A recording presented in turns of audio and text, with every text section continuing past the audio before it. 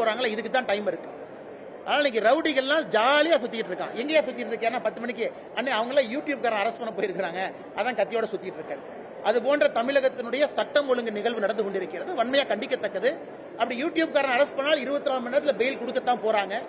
எல்லாரும் கருத்துரிமை இருக்கு, பேச்சுரிமை இருக்கு. இதை முதலமைச்சர் நேரடியாக தலையிடணும். யாரோ காவல்துறை பண்றாங்களா, ஏடிஜிபி பண்றாங்களா, டிஜி பண்றாங்கன்னு தெரியல.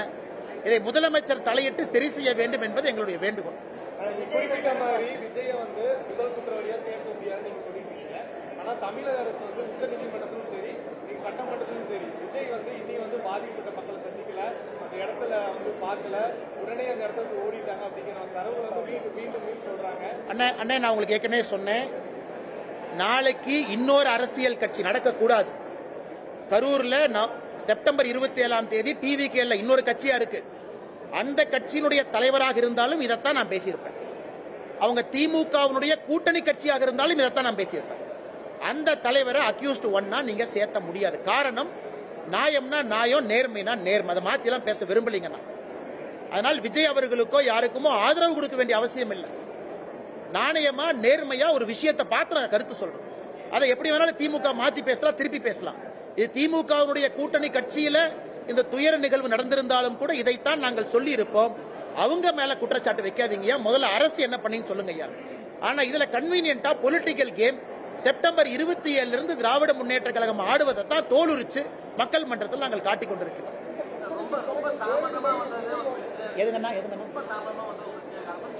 அண்ணா நான் பேசுறேன் தலைவா, இங்க பாருங்க தலைவா, சாரி சார். அதாவது நான் முதல்ல சொன்னாங்க, கரூர்லயும் டிவிக்கு அவர்களுடைய அனுமதி கடிதம் 3 மணியிலிருந்து 10 மணி வரை கொடுக்குறாங்க. காவல்துறை அதை வாங்கி அதை கையெழுத்து போட்டு ஏத்துக்கிறாங்க.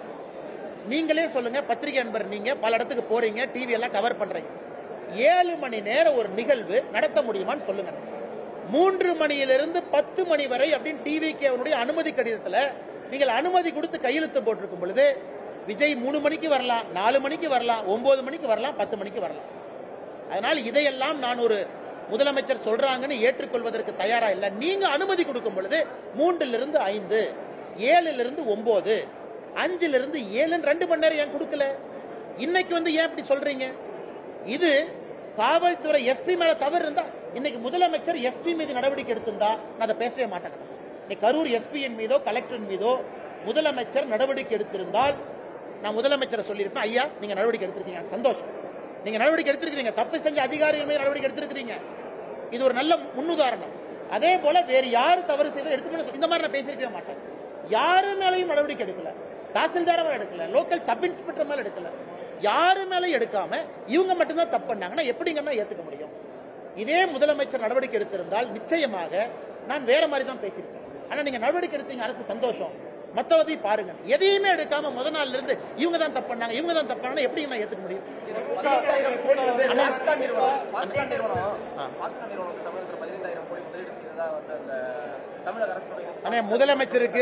முதலமைச்சருக்கு ஆங்கிலம் தெரியாது, பாக்ஸ்கான் காரங்களுக்கு தமிழ் தெரியாது, அந்த ரூம்ல உட்கார்ந்து என்ன பேசினான்னு உங்களுக்கும் தெரியாது, எனக்கும் தெரியாது.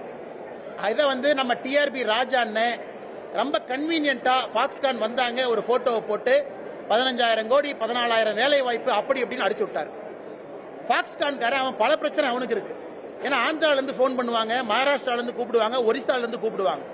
அதனால பாக்ஸ்கான்காரங்க அப்படியெல்லாம் பொய் சொல்லிட்டுலாம் போக முடியாதுங்க. அவங்க என்ன சொன்னாங்க, ஐயா நாங்க உங்க கூட்டத்துக்காக வரல, ஒரு ஆண்டுகளுக்கு முன்பே முடிவு செஞ்சோம் இந்த இடத்துல எக்ஸ்பான்ஷன் பண்ணணும், அதுபடித்தான் பண்ணணும்.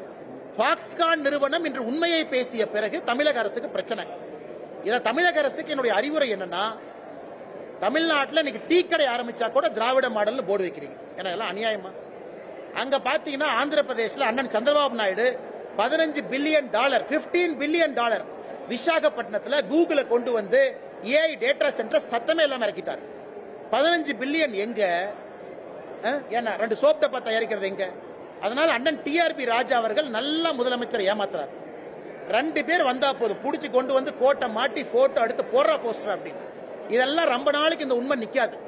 இன்னைக்கு பக்கத்துல சத்தம் இல்லாத கர்நாடகா, மகாராஷ்டிரா, ஆந்திரா, தெலங்கானா பாடுங்க, சத்தம் இல்லாம 1000 கோடிகள் உள்ள வருது. அதனால் இவர்கள் தேவையில்லாம ஆடம்பரமாக விளம்பரப்படுத்தி திராவிட மாடல் இவங்களே சத்தம் போட்டு இன்னைக்கு மாட்டிக்கிட்டாங்க. அதான் உதாரணமா கொடுக்கிறேன். ஆந்திரா இன்னைக்கு எப்படி முன்னாடி போறாங்க, தமிழகம் முன்னாடி போக முடியும். அதனால் முதலமைச்சர் அண்ணன் டிஆர்பி ராஜா பேச்சை குறைத்து செயல் அதிகமாக ஈடுபடணும். இந்த ஃபாக்ஸ்கான் கான்ட்ரோவர்சி அதிகமாக பேசுவதால் வந்த விளைவு தான் நான் பார்க்கிறேன். அதே மாதிரி கோவையில் நடைபெற்ற இந்த ஸ்டார்ட் அப் மாநாடு நிறைய அண்ணா விஜய் தரப்புல இருந்து நேரடி எந்த விளக்கம் வரல. ஆனா அவருக்கு ஆதரவா பாஜகவும் அதிமுகவும் அதிகமாக குரல் கொடுக்கிறது கூட்டணிக்கு இருக்கக்கூடிய ஒரு யார் சொல்றாங்கன்னா முதல்வர் இன்னைக்கு களத்துல சொன்னாரு, கூட்டணி மெகா கூட்டணிக்காக நீங்க வந்து பேசுறீங்க அப்படிங்கிற மாதிரி. அண்ணா உங்களுக்கு தான் அண்ணன் திருமாவளவன் இருக்காரு, எல்லாம் இருக்கிறீங்க, நல்லா பண்ணுங்க, அடிக்கடி சந்திக்கிறீங்க. அண்ணா தமிழ்நாட்டில் நியாயத்தை பேசினா கூட்டணி ஆசையாங்கண்ணா, தர்மத்தை பேசினா கூட்டணி ஆட்சியா?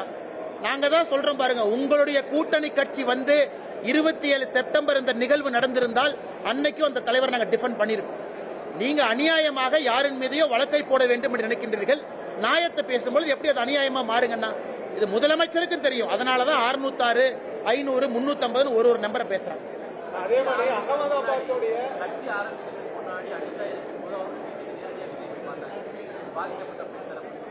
ஆனா அவருடைய கட்சி தொண்டர்கள் 41 பேர் இருந்த பிறகு அவர் இன்னும் அந்த பக்கமே போகல. நியாயமான கேள்வினா இது நீங்க யார்கிட்ட கேட்கணும்? விஜய்கிட்ட கேட்கணும், பாத்தீங்கன்னா தமிழக வெற்றி கழகத்திட்ட கேட்கணும். ஆனா முதல்ல இருந்து நான் திரும்ப சொல்வது, எல்லோரும் எவ்வளவு வேகமாக பொறுப்பெடுத்து